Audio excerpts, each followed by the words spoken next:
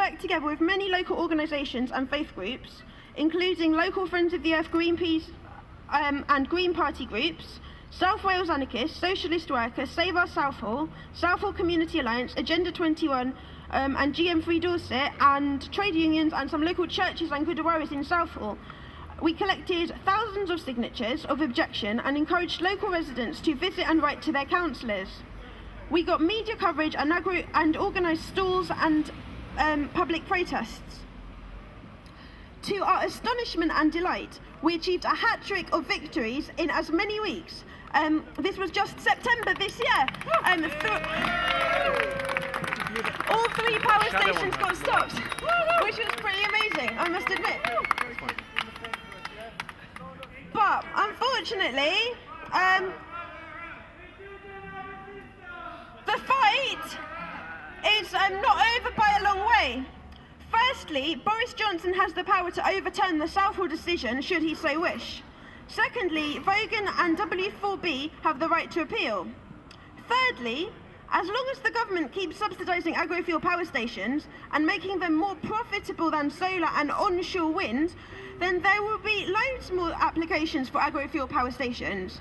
And an immediate thing that we must take into account is W4B, undeterred after having their plans rejected in Portland, have now applied to build an agrofuel power station in Bristol that is twice the size of all the other applications.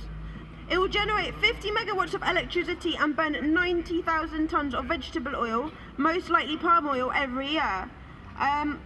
More than 22,000 hectares of oil palm plantation would be required to grow the fuel, and if they use other oils as well as palm oil, then it's going to take even more land.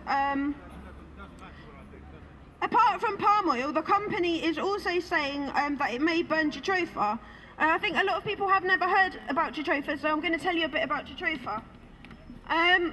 Jatropha is not yet commercially available, but it's sort of being used as an excuse to fly more planes and build more power stations.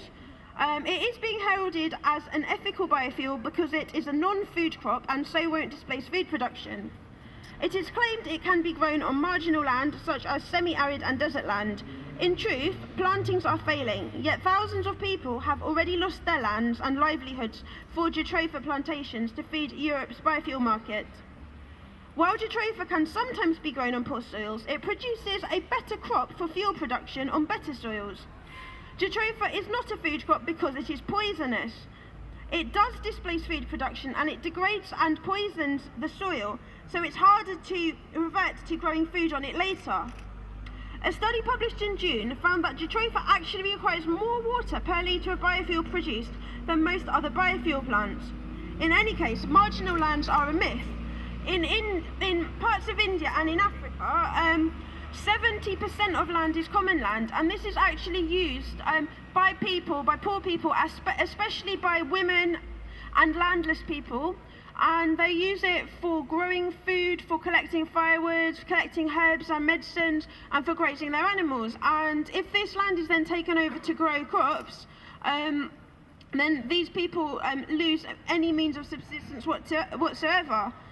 So as usual, it's the poorest people that are suffering most. To cite some studies of problems caused by jatropha, India plans to cultivate 11 million hectares. In Chhattisgarh, a predominantly tribal belt, agricultural crops of tribals have been destroyed to plant jatropha. To promote jatropha plantations, the tribals are being denied their inherent right to make decisions about land use for which the local community is the highest competent authority. This is a violation of the legal recognition of collective rights that is enshrined in law. In Ghana, a Norwegian investor claimed legal ownership over 38,000 hectares by deceiving an illiterate chief to sign the land away with his thumbprint. According to the UN Permanent Forum on Indigenous Issues, 60 million indigenous people around the world are at risk of becoming biofuel refugees as land is taken from supporting local economies to providing agrofuel energy crops for export to the developed world. EU legislation prescribes how biofuels used in the UK are to be assessed for sustainability. This legislation completely ignores key factors such as human rights abuses, increases in food prices and in the number of people going hungry, abusive working conditions, and it even ignores slavery-like conditions. Common, for example, amongst Indonesian migrant workers on the palm oil plantations in Malaysia. According to Watch Indonesia, 45 million people in Indonesia depend on rainforests for their livelihood. Oil plantations could eventually create 10 million jobs, but 35 million people would be destitute. Evictions are common, many of them violent, and according to the Indonesian NGO Sawit Watch, there are already 576 land conflicts in Indonesia linked to palm oil plantations. Okay, right. And similar occurrences have occurred in other countries, in Africa, Asia, and South America as well.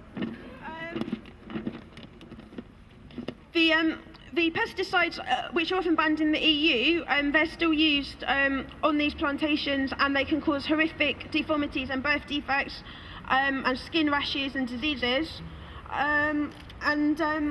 In addition to all this, biofuels are pushing up the price of food by 75%, and that's according to a leaked report by the World Bank, because they were trying to hide it. So this is just such a massive issue, and we have absolutely no chance of stopping runaway climate change if we do not address agrofuels and stop these agrofuel power stations. So what we really need is everybody to get involved in this, because this is linked to everything, to deforestation, human rights, food security, and climate change. There are some lists going around, so if you're not already on the Biofuel Watch mailing list, please do sign up, and if you live in London, please get involved with Food Not Fuel. And also, please spread the word, tell the groups that you're already involved in, get active on it. We can support you. Biofuelwatch and Food Not Fuel can support you. And if you live in other parts of the country, especially if you live in Bristol, come and talk to me. If you live anywhere, just set up a local group. We can help you or get your group involved. We need to take action on this, or we won't stop runaway climate change. You know, what more can I say? Thank you. Woo!